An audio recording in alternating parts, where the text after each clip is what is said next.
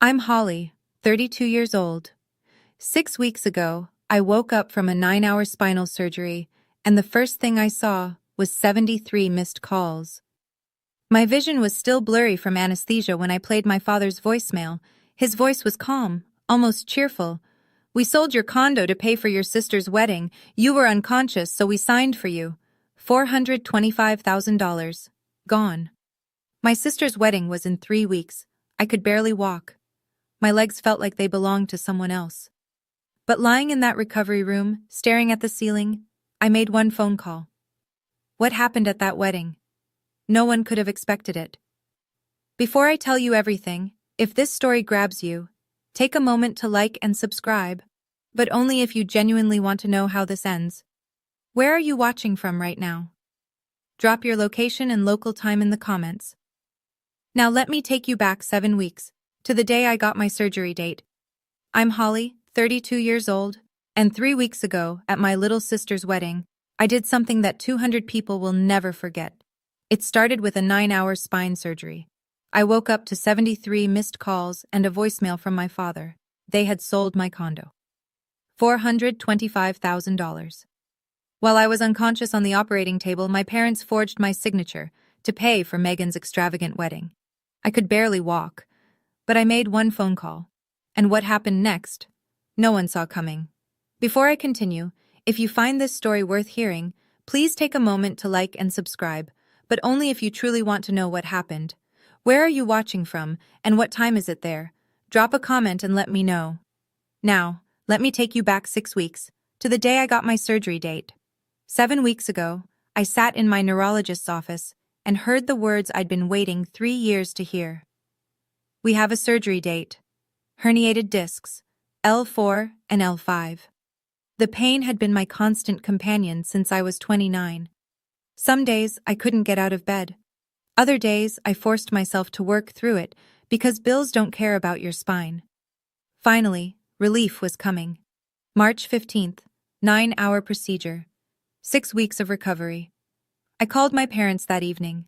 My hands were shaking. Not from fear, but from something I hadn't felt in years.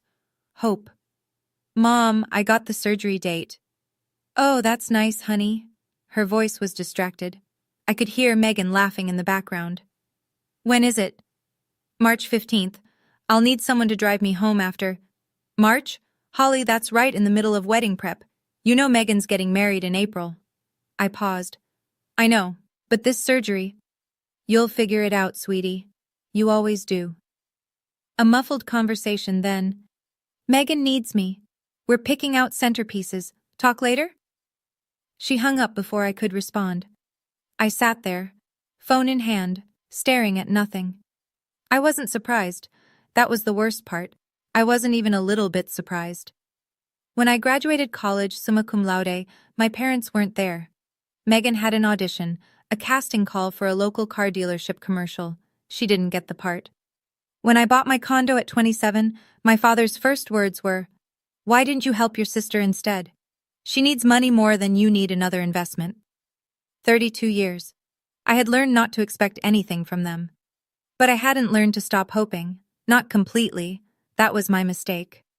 Let me tell you about my sister. Megan is 28. She's been an influencer for 4 years. 12,000 followers, mostly bought. She's never held a job longer than 3 months. When she turned 21, my parents bought her a car. When I turned 21, I was working double shifts at a restaurant to pay my tuition. "Holly can take care of herself," my mother always said. "Megan needs more support." Support. That's what they called it. I called it something else. The week before my surgery, I arranged everything myself. I hired a home care aide for the first 2 weeks of recovery. I meal prepped.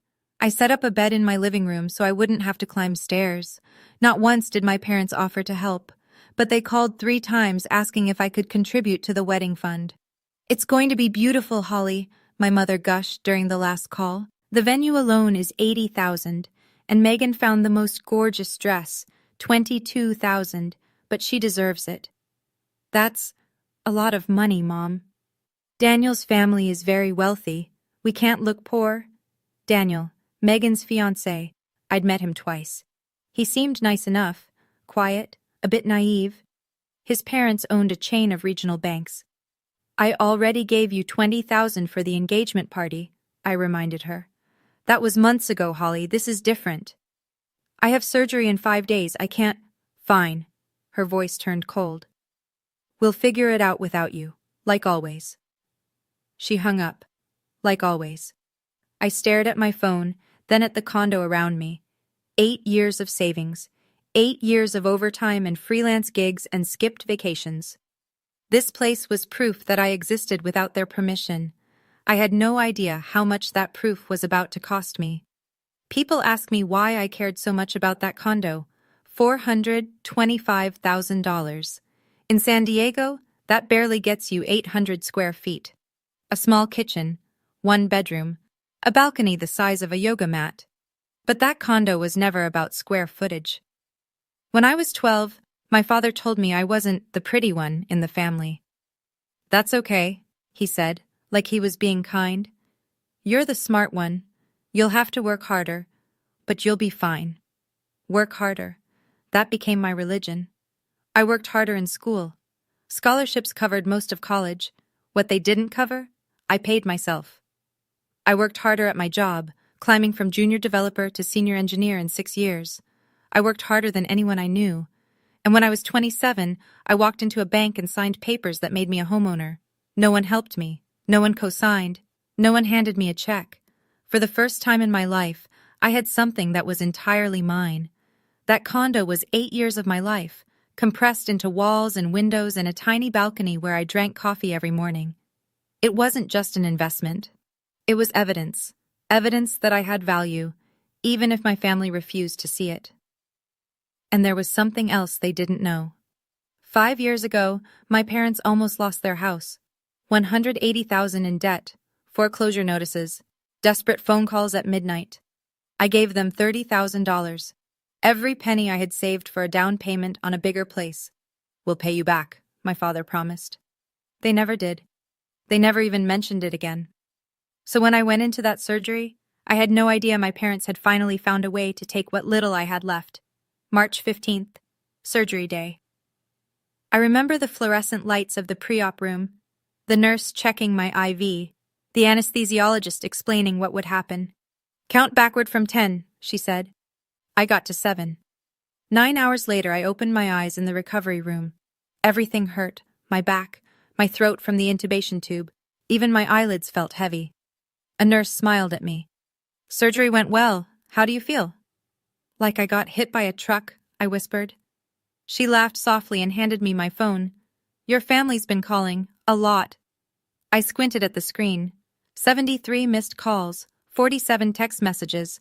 My first thought, something happened to someone. My second thought, Megan's wedding. Something went wrong with the wedding. I opened the voicemail from my father, sent 4 hours into my surgery. His voice was casual, almost cheerful. I would later learn they had planned this for weeks, finding a cash buyer, preparing the documents, timing everything to coincide with my surgery. Holly, honey, it's Dad. So we had a family discussion and, well, we've been working on something.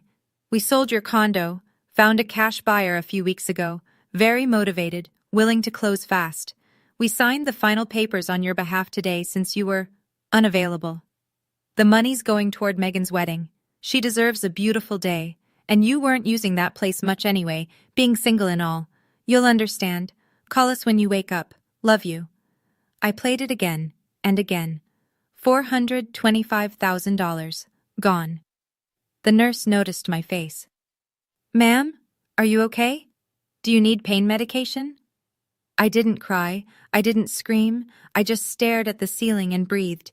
In, out, in, out. Something crystallized inside me. Something cold and clear. I knew exactly what I needed to do. And it started with one phone call, but not to my parents. 2 hours after waking up, I called my father. My hands weren't shaking. My voice was steady. The morphine helped, but mostly it was something else. A clarity that comes when you finally see people for exactly who they are. He picked up on the second ring.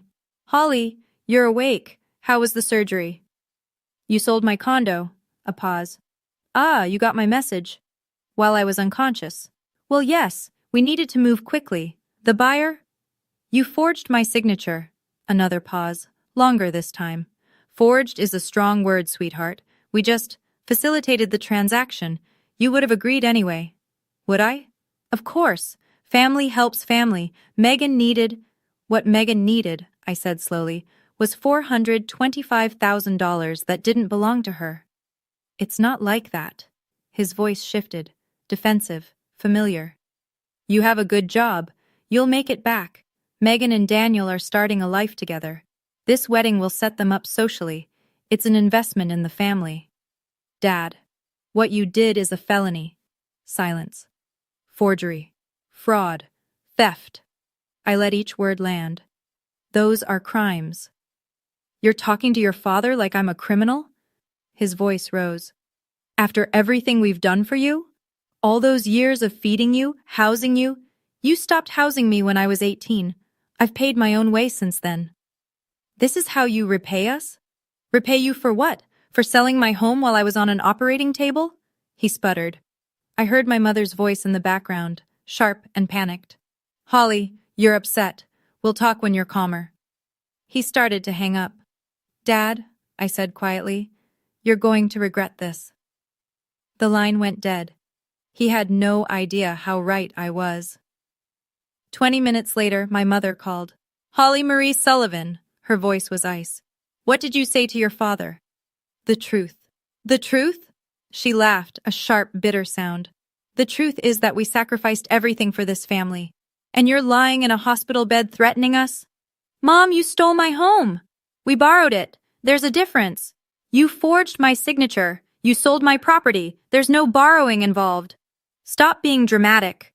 Her tone shifted to wounded, the familiar pivot. Do you have any idea how stressed I've been? Planning this wedding for months. Your father's blood pressure is through the roof, and now you're making everything worse. I closed my eyes. This playbook was worn thin. Mom, I just had major spinal surgery. I can barely feel my legs. And you're telling me I'm making things worse? Megan is getting married, Holly. This is the most important day of her life. Why can't you just be happy for her? I was happy for her before she took $400,000 from me. She didn't take anything. We made a family decision. Without me. You were unavailable. I was unconscious, she huffed. Same thing. You would have said no anyway. You've always been selfish. I let that word hang in the air. Selfish. 32 years of working, saving, asking for nothing, and I was the selfish one. Mom, I said softly, do you know who owns the house you're standing in right now? She paused. What? The house, where you and Dad live. Do you know who owns it? A confused laugh. We do, obviously. Are you sure? Holly, what are you talking about? You're on drugs. You're not making sense. I'll see you at the wedding, Mom. I hung up. 3 weeks. That's all I needed. The third call I made was to the only family member I trusted. Aunt Patricia picked up on the first ring. Holly, sweetheart, I heard what happened. Her voice was warm, but underneath it I heard something else. Anger. I'm so sorry. Richard called me an hour ago trying to spin some story about a family investment. I told him he was out of his mind. So you know. I know my brother is a fool, she sighed heavily. I warned him, Holly, years ago. I told him the way he treated you would come back to bite him. He didn't listen. Patricia was my father's older sister, 65, retired accountant, and the only person in my family who had ever looked at me and seen someone worth respecting. Aunt Patricia, I need your help. Anything. Can you keep a secret for 3 weeks? A pause, then. What are you planning? I told her. Not everything, just enough. The surgery recovery, the wedding timeline, the phone call I was about to make to my lawyer. When I finished, the line was quiet. Holly, her voice was careful. Are you sure? Once you do this, there's no going back. I know. They'll never forgive you. I almost laughed. Aunt Patricia, they sold my home while I was fighting for my life on an operating table. Forgiveness stopped being on the table the moment that happened. She was silent for a long moment. Then, what do you need from me? I'm going to give you an envelope. Keep it safe. If anything happens to me, if they try anything else, Bring it to the wedding. The wedding? I'll be there, but I want backup. She let out a breath. You've always been the strongest one in this family, Holly. Don't let them break you. I won't, I promised. I meant it. Now I need to tell you something I've never told anyone. In 2021, I got a phone call from an old college friend who worked at a bank. Not just any bank, the one that held my parents' mortgage. Holly, I probably shouldn't be telling you this. Her voice was low, conspiratorial. But your parents are about to lose their house. They're $180,000 in debt, foreclosure in 60 days. $180,000. Even after the $30,000 I'd given them a year earlier, money they'd sworn was just to get back on their feet, they'd managed to dig themselves deeper. I remember sitting in my condo, staring at the wall. The same parents who never came to my graduation, who never acknowledged my achievements, who treated me like an afterthought my entire life. They were about to be homeless. I had a choice. Let them fall. Let them finally face the consequences of 30 years of financial recklessness. Let them see what life looked like without a safety net. Or I called a lawyer, a real estate attorney named Marcus Smith. I told him what I wanted to do. You want to buy your parents' debt, he said slowly, and then purchase the house, without them knowing it's you. Yes, that's unconventional. Can it be done? It could, through an LLC, anonymous ownership, legal, clean, invisible. 3 weeks later, I owned my parents' house. They thought some faceless investment company had saved them. They signed a lease to rent the home they'd lived in for 20 years, never knowing their eldest daughter was their landlord. Every month, their rent check went into my account. They had no idea. I didn't do it for revenge. Not then. I did it because, despite everything, I still loved them. I wanted them to have a home, even if they'd never given me one. But now? 4 years later, lying in a hospital bed, knowing what they'd done, that love had finally found its limit. 3 days after surgery, Marcus Smith came to my hospital room. He was a tall man, mid-40s, with the calm demeanor of someone who'd seen every kind of family disaster. He'd been my lawyer since the house purchase, 4 years of keeping my secret safe. I pulled the documents on your condo sale. He set a folder on my bedside table. It's worse than I thought. Tell me. They used a forged power of attorney.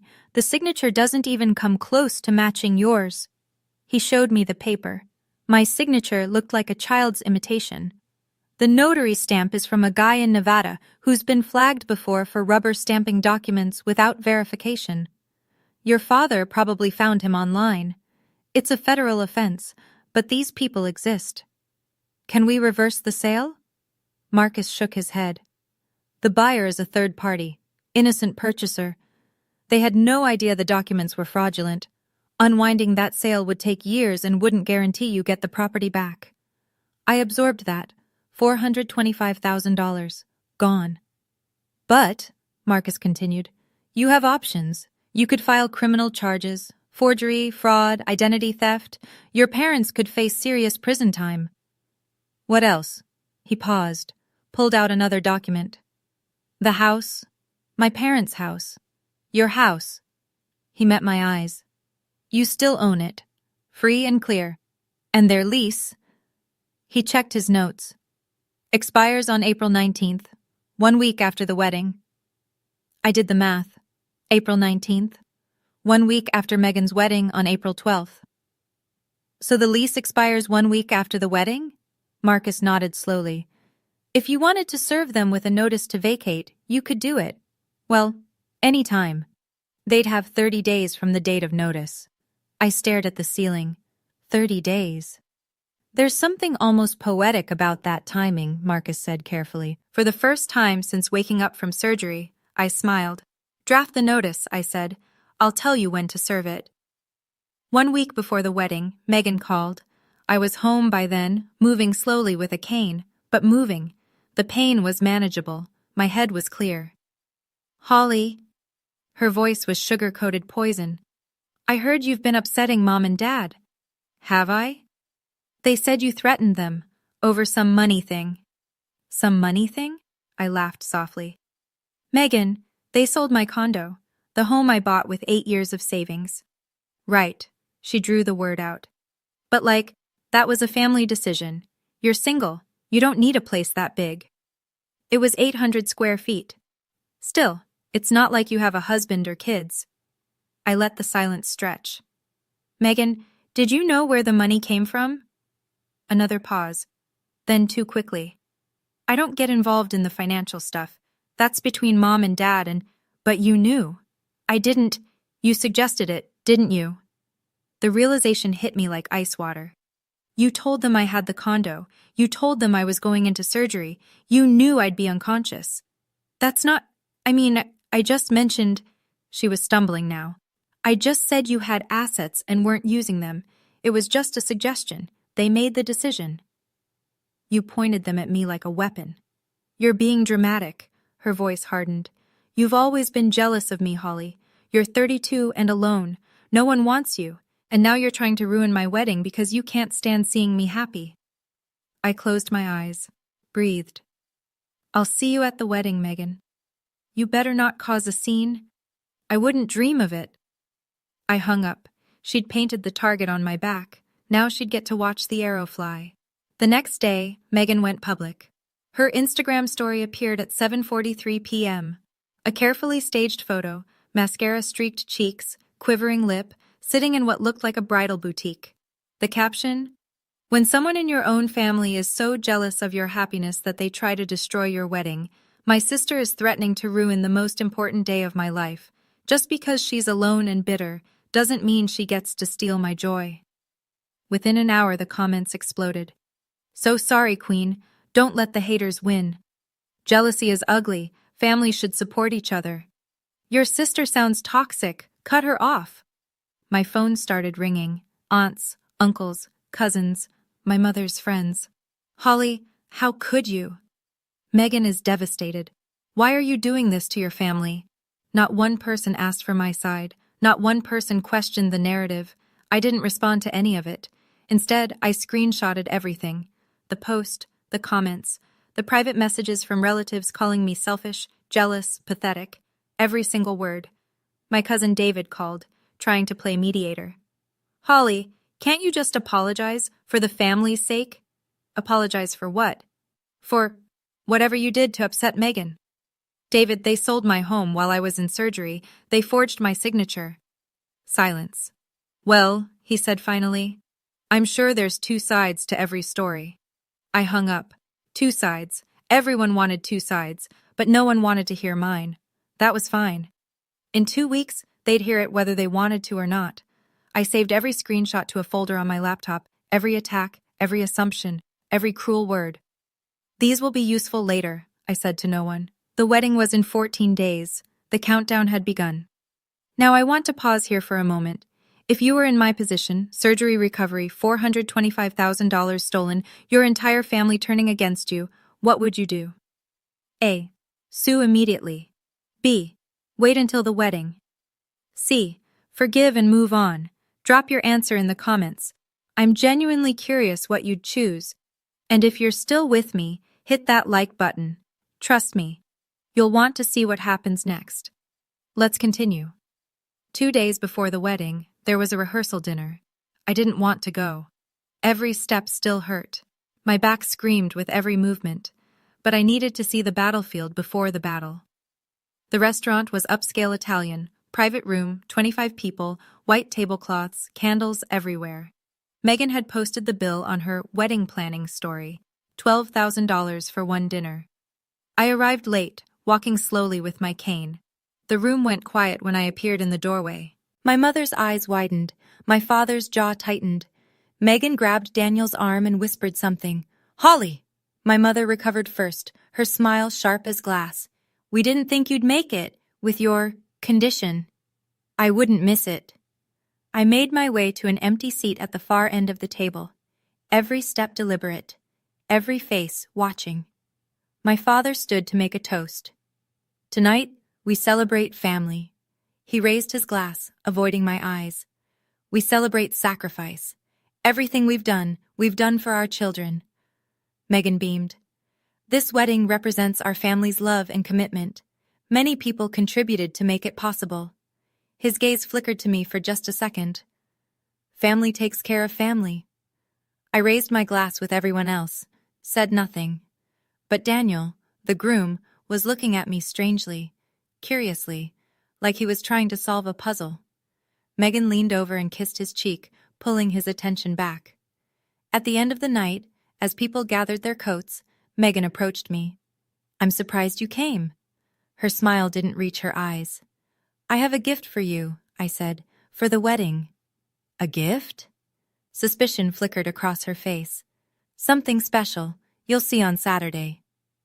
I walked out before she could respond. My back was on fire, but it was worth it. April 12th, wedding day.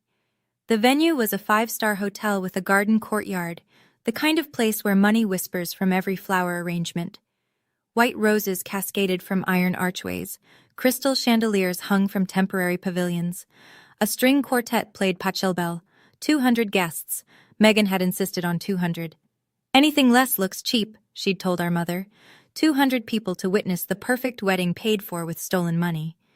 I arrived with Aunt Patricia. She wore a navy blazer. I wore a simple navy dress. A coincidence. Or maybe not. Either way, we looked like a team. We were. "Ready?" she murmured as we walked through the garden entrance. "Yes." In my small clutch purse, a manila envelope containing documents that would change everything. The ceremony seating was arranged in curved rows, facing a flower-draped altar. I took a seat in the very last row, the furthest point from the family. Patricia sat beside me. I saw my parents in the front row, my mother in champagne silk, dabbing at her eyes already, my father in a tuxedo that probably cost more than my first car, and Megan, walking down the aisle in $22,000 of white lace, a veil trailing behind her like a cloud. She looked beautiful. She looked triumphant. As she passed my row, her eyes found mine. A small, satisfied smile crossed her lips. I smiled back. Daniel waited at the altar, nervous and hopeful. He had no idea what his bride really was, what his new family had done. The officiant began the ceremony. When he reached the part about objections, "Speak now or forever hold your peace," several heads turned toward me. I didn't move. Megan's smile grew wider. "Not yet," I thought. "Not here. Your moment will come at the reception. In front of everyone. Where it belongs." The ceremony was beautiful. I'll give them that. Vows were exchanged. Rings were placed. Daniel kissed his bride while 200 people applauded. My mother wept. My father beamed, the picture of proud parents. I watched from the back row, my face neutral, my heart steady. Patricia squeezed my hand once. After the ceremony, guests migrated to the reception tent, a massive white structure with chandeliers, round tables draped in ivory, a dance floor that could hold 50 people. The head table was elevated on a small platform, bride and groom in the center, parents flanking them, a throne for the royal family. I found my seat, table 14, near the kitchen entrance, the table for relatives no one wanted to talk to, my companions, a great-uncle with hearing aids, a second cousin who was clearly drunk already, and Aunt Patricia, who had requested to sit with me. "They put you in Siberia," Patricia muttered. I expected nothing less. Dinner was served, filet mignon and lobster tail, $300 bottles of wine, a wedding cake that looked like an architectural monument. Megan laughed at the head table, her hand constantly touching Daniel's arm, claiming him, displaying him. My father tapped his glass. The room quieted. "Before we get to the toasts," he announced, "I want to say a few words about this incredible day." Here we go, I thought. This wedding represents everything our family believes in. Sacrifice, unity, love. He paused, his chest puffing out. "Many people made this possible. Our wonderful daughter Megan, our new son Daniel and his generous family, and..." His eyes swept the room, landing on me briefly. "Everyone who contributed to making this day special." Contributed? He actually said contributed. Patricia's hand found mine under the table. Not yet. Almost. My father continued his speech, his voice swelling with self-congratulation. Raising two daughters has been the greatest privilege of my life. Megan, he turned to her, eyes glistening. You have always been the light of this family. Your kindness, your grace, your beauty, inside and out. Megan dabbed at her eyes with a monogrammed napkin. And Holly, he paused. The room seemed to hold its breath. Holly is also here today, and we're grateful for her contributions. A few awkward chuckles. In fact, he raised his glass. I think Holly should say a few words. Come up here, sweetheart. Give your sister a toast. The room turned to look at me. I saw my mother's face, frozen smile, warning in her eyes. Don't make a scene. I saw Megan's face, triumph masking fear. She thought she'd won. I saw 200 faces waiting, expecting either awkward acceptance or dramatic refusal. I reached for my cane. Slowly, carefully, I stood. The walk to the front of the room took forever. Each step deliberate, each face watching. My cane tapped against the polished floor, a metronome counting down to detonation. I climbed the 2 steps to the platform. My father handed me the microphone, his smile tight. Don't be long, he whispered. I turned to face the crowd. 200 people. Crystal chandeliers, flower arrangements worth more than most people's monthly rent, and a microphone in my hand. I looked at Megan. She was gripping Daniel's hand so hard her knuckles were white. Thank you, Dad, I said into the microphone. You're right. I have contributed to this wedding. Quite a lot, actually. The room was silent. Let me tell you exactly how much. 6 weeks ago, I began, my voice steady. I had major spinal surgery, 9 hours on the operating table.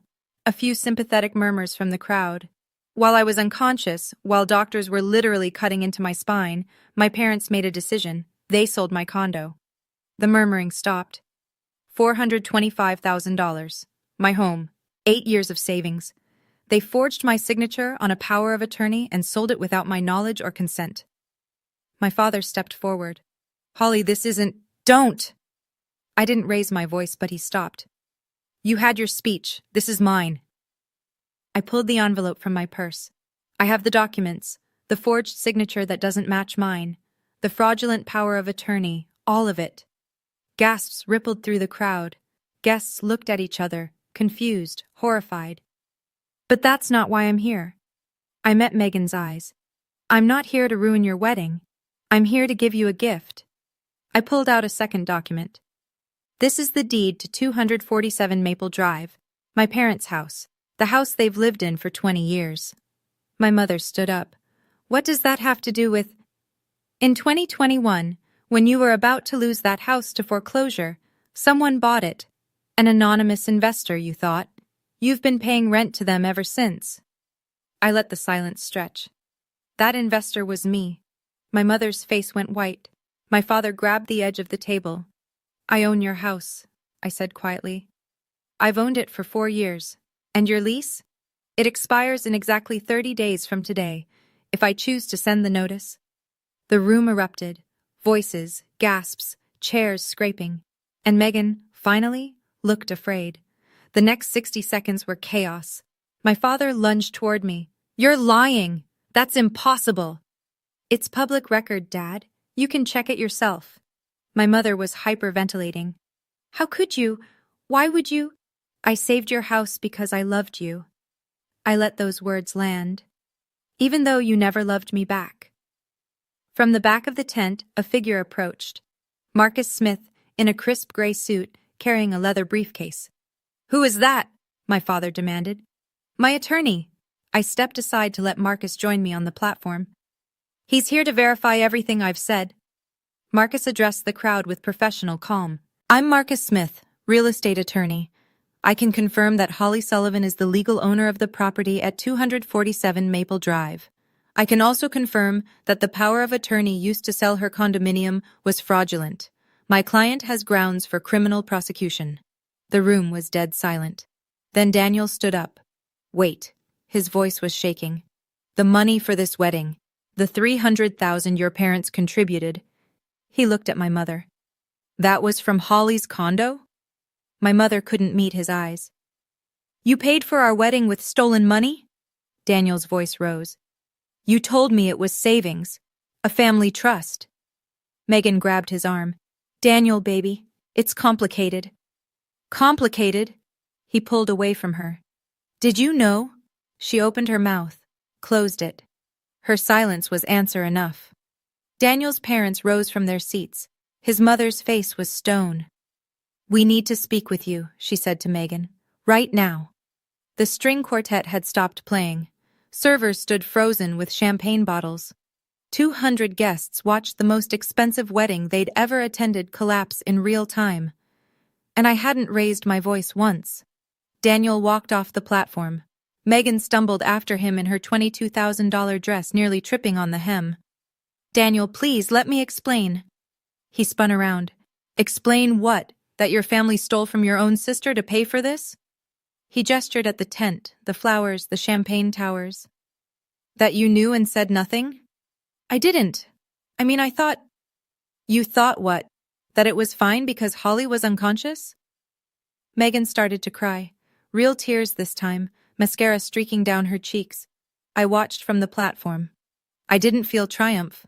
I didn't feel satisfaction. I just felt tired. Daniel's mother approached Megan with the careful precision of a surgeon. We need to discuss some things, dear, privately. Mrs. Whitmore, please. Now. They disappeared into a side room. Daniel followed. The door closed with a decisive click. At my feet, my mother was still sitting at the head table, staring at nothing. My father paced like a caged animal, muttering about lawyers and betrayal. Aunt Patricia appeared at my side. It's done, she said quietly. Not quite. I looked at the crowd, the shocked faces, the whispered conversations, the phones recording everything. But close. I picked up the microphone one last time. I want to be clear about something. I didn't do this for revenge. I did it because the truth deserves to be told. And because... My voice caught, just for a moment. Because I deserve to be treated like a human being. I set down the microphone and walked off the platform. The crowd parted for me like water. No one tried to stop me. No one said a word. Outside, the spring air was cool and clean. It was over. Almost. Now, if you thought that was the end, you'd be wrong. What happened after the wedding, what Daniel discovered about Megan, changed everything. Before I tell you the rest, if you haven't subscribed yet, this is your moment. Hit that button. I promise you, the next part will shock you even more than what you've already heard. Drop a comment. What do you think Daniel did next? Now, let me finish this story. I didn't leave the venue right away. I sat on a bench in the hotel garden, watching the sunset paint the sky orange and pink. People drifted out of the reception tent in small groups. Some left immediately. Others lingered, gossiping in hushed tones. Several relatives approached me. Cousin David, who'd told me there were two sides to the story, couldn't meet my eyes. Holly, I didn't know. I'm sorry. I just nodded. Great-Aunt Margaret, my father's aunt, gripped my hand with surprising strength. I always said Richard didn't deserve you. Your grandmother would be proud. That one made me tear up. But the visitor who surprised me most was Daniel's mother, Sandra Whitmore. She sat down beside me, her Chanel suit somehow still immaculate despite the chaos. Holly. Her voice was cool but not unkind. I want you to know, we had no idea about any of this. I know. Daniel is devastated. She paused. He's questioning everything right now. I'm sorry, that wasn't my intention. Wasn't it? She studied me. No, I don't think it was. You just wanted the truth out. She stood, brushing off her skirt. For what it's worth, I think you did the right thing. A marriage built on lies was never going to last. She walked away before I could respond. Inside the tent, I could hear raised voices. My father shouting at someone. My mother crying. Megan emerged from the side room alone. Daniel wasn't with her. She saw me on the bench, and her face contorted with rage. She started toward me, then stopped, turned around, walked back inside. Smart choice. The string quartet started playing again, some ironic attempt at normalcy. But nothing about this day was normal anymore. An hour later, when most guests had left, Daniel found me. He was still in his tuxedo, but the bow tie hung loose around his neck. His eyes were red. Holly. He sat down heavily on the bench. I need to tell you something. You don't owe me anything, Daniel. No, I do. He ran a hand through his hair. I've been such an idiot. I waited. 3 months ago, when Megan and I first got engaged, my laptop went missing. I'd left it at her apartment overnight. He laughed bitterly. She said it must have been stolen. Break-in, she claimed. Nothing else was taken but my laptop. Gone. What was on it?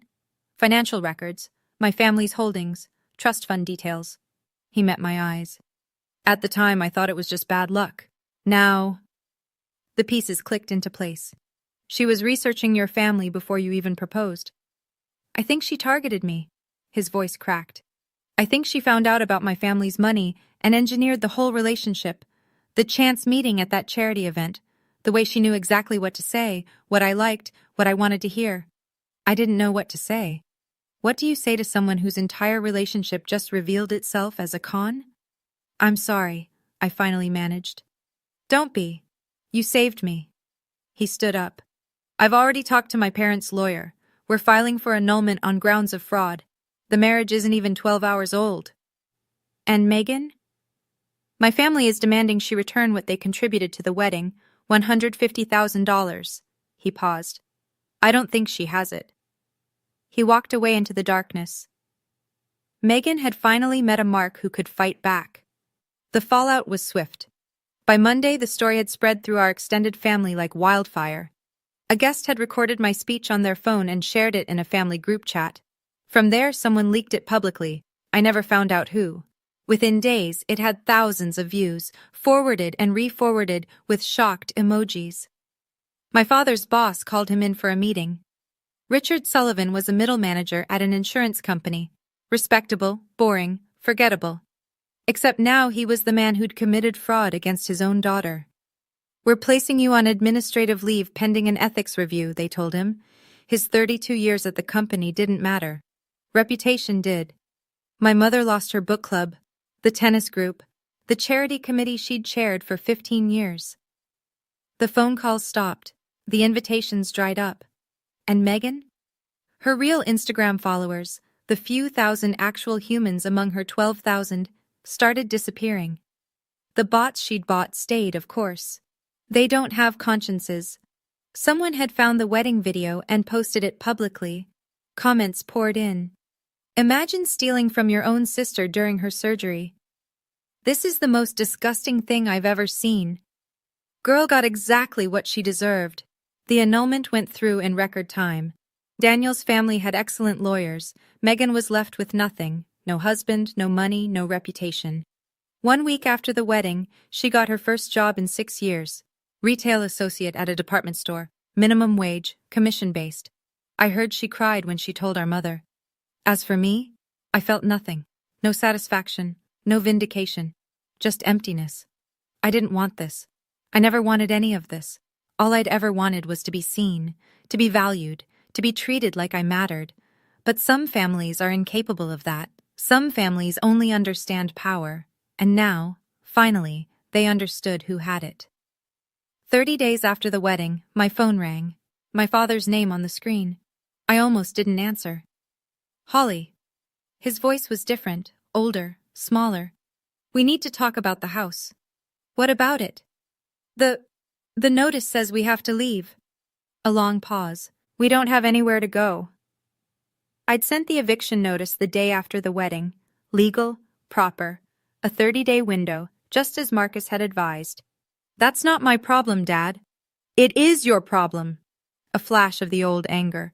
You're evicting your own parents. What kind of daughter does that? The kind whose parents stole $425,000 from her. We didn't steal. You forged my signature while I was in surgery. That is the legal definition of theft and fraud. I kept my voice flat. You're lucky I'm not pressing charges. Silence. Please. The word seemed to cost him everything. Just give us more time. A few more months. No. Holly, you had 4 years. 4 years of living in a house I paid for, paying rent to a daughter you treated like nothing. I saved you from foreclosure, and you repaid me by stealing my home. We didn't know it was you. Would it have mattered? He couldn't answer that. We both knew the truth. 30 days, Dad. Find somewhere else to live. If you do this, you're no longer my daughter. I almost laughed. I was never your daughter. I was just the one you used when you needed something. I hung up. My hands weren't shaking. My heart wasn't racing. I felt nothing but the cool certainty of a boundary finally drawn. Some lines, once crossed, can never be uncrossed. 2 months after the wedding, I walked through my parents' former house.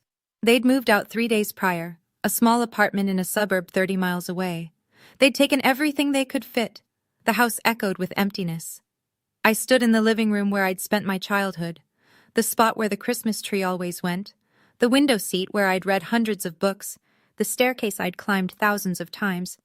Aunt Patricia stood beside me. "How do you feel?" she asked. "I don't know." I touched the wall. I thought I'd feel something. Vindication. Satisfaction. Something. And? "I just feel sad." She nodded. "That makes sense. You didn't just lose your parents. You lost the hope that they'd ever love you the way you deserved." I turned away from the empty room. "What are you going to do with the house?" Patricia asked. "Rent it out." I found a young couple, first-time renters, both teachers. They seemed kind. I paused. "The rental income will go to a charity, a foundation that helps women who've experienced financial abuse in their families." Patricia smiled. "That's beautiful, Holly." My recovery was nearly complete. I could walk without the cane now. The pain was manageable. My body was healing.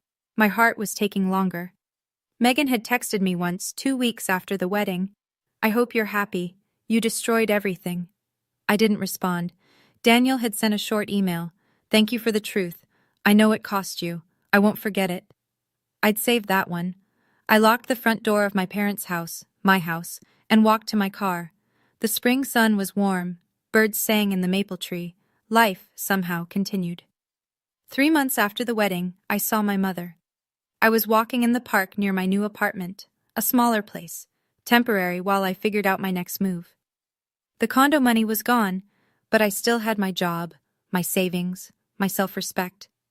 She was sitting on a bench by the fountain, alone. She looked older, smaller.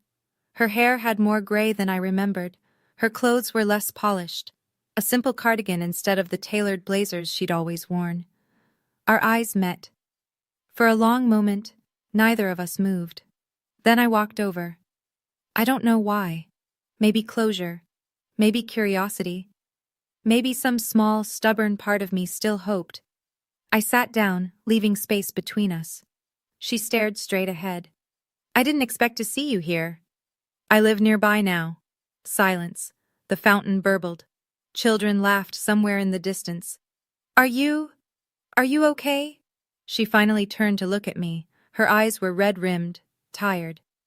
"I'm okay. Holly," her voice cracked. "I never meant.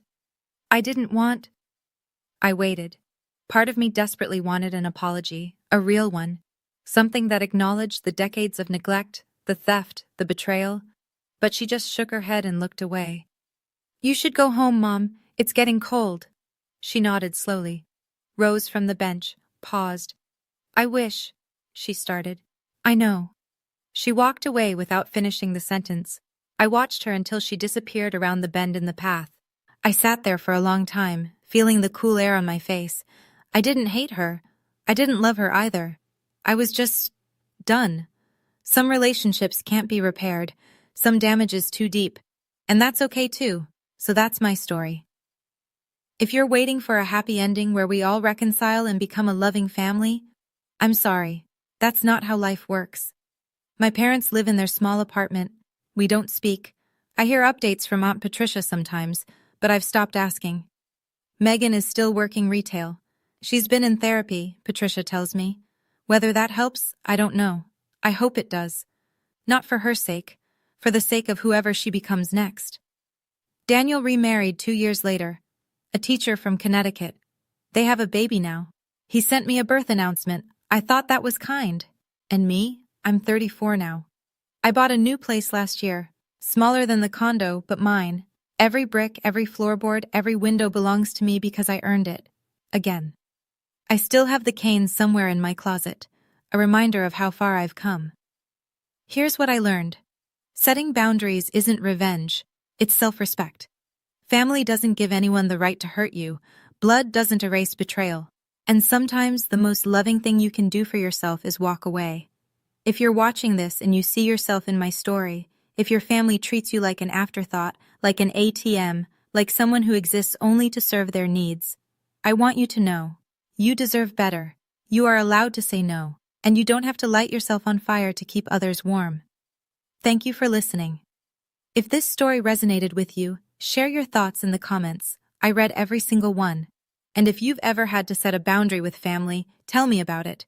You're not alone. Until next time, take care of yourselves. Before I go, here are the lessons I want you to remember.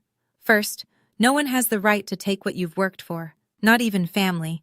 Second, setting boundaries doesn't make you cruel. It makes you strong. Third, sometimes silence isn't weakness. It's preparation. Thank you so much for staying with me through this entire story. It means more than you know. If this resonated with you, hit subscribe and turn on notifications. I share stories like this every week. Check the description for more family drama stories. And if you have a story of your own, I'd love to hear it in the comments. Take care of yourself. You matter. And don't let anyone tell you otherwise. See you in the next one.